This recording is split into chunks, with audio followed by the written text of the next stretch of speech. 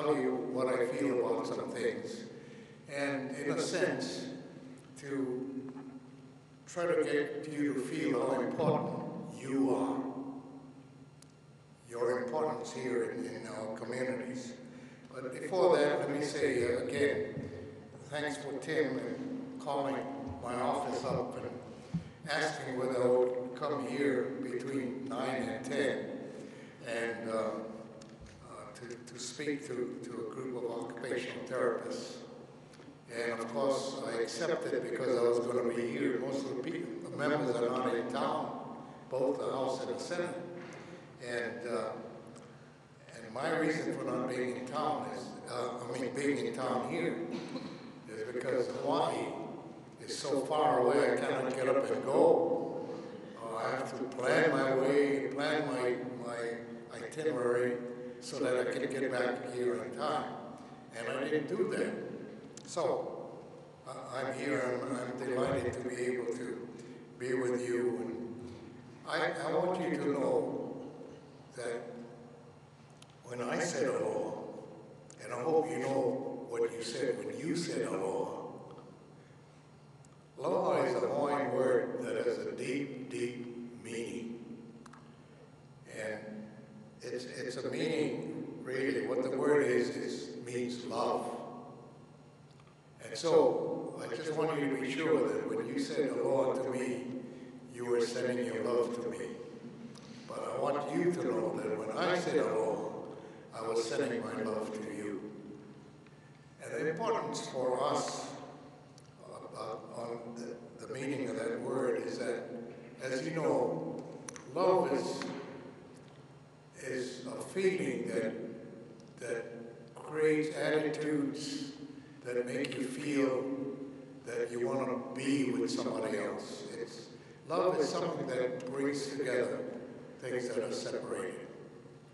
And when they come together for the sake of the whole, of the two, three, whatever.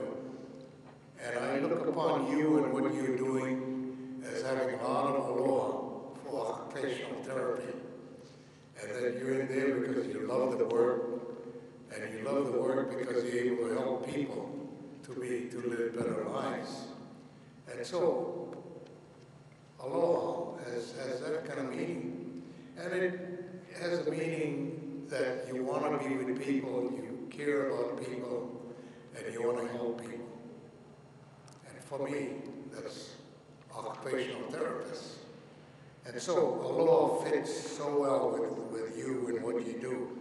And I want you to know that I appreciate all the efforts to help people in need overcome their challenges.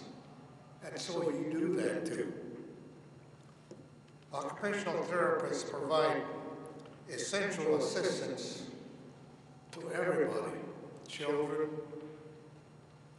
to veterans, and also to seniors. So that's everybody. And I look upon you as providing the kind of skills for, and let me coin this as this, job of living a better quality of life. And that's what your skills help to bring about. And I look upon you as ones that bring about what I call IAE, which breaks down to individual ability enhancement. And you do that with many people. And one of the groups, of course, are children. The Children's Health Insurance Program has reduced the number of uninsured children by 1/3 since enactment in 1997.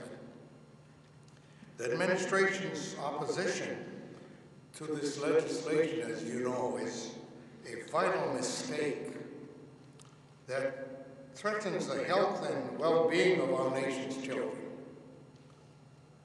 We simply want children to have access to health care. Making investments in the health care of children will help to ensure that they grow up into healthy adults. In order to learn and lead active and healthy lives, children must have access to health care. And so when I think about challenges in health care for children, there is a group of children who have challenges of autism, as you know very well. And you help them in their participation and as well in their performance. And you try to help them with the social behavior and also with communications. And so it brings about what I call EDL, which is engagement in daily living and making that better. Now is not the time to cut federal resources allocated to states to provide health care for children. The Children's Health Insurance Program Reauthorization Act must be enacted. The administration's opposition to this program is short-sighted and threatens the well-being of our nation's children. Rehabilitative therapy is also a key part of the recovery process for many service members. As Tim told you, I'm chairman of the Veterans Committee. I'm also subcommittee chairman in Armed Services, subcommittee chairman of readiness, of training, of equipment, of military housing. So that's another big part. So I have, in a sense, I'm with active as well as retired service people. And rehabilitative therapy has become so important, especially today, for those wounded in operations Iraq and enduring freedom. Many of the men and women who have been injured in current conflicts could not have survived in previous ones. I think you know what I'm talking about. Our medical troops are so good today that they're able to save a lot of lives on the field and get them to hospitals. Tremendous improvements in body armor and battlefield medicine have enabled field medics and physicians to save the lives of many injured service members. So many of them are coming back, and we must provide the kind of service that they need. However, in many cases, those who have been injured return home with very serious and complex injuries that will require extensive rehabilitation, as you know. One injury that falls in this category, called by many the signature injury of current conflicts, is traumatic brain injury.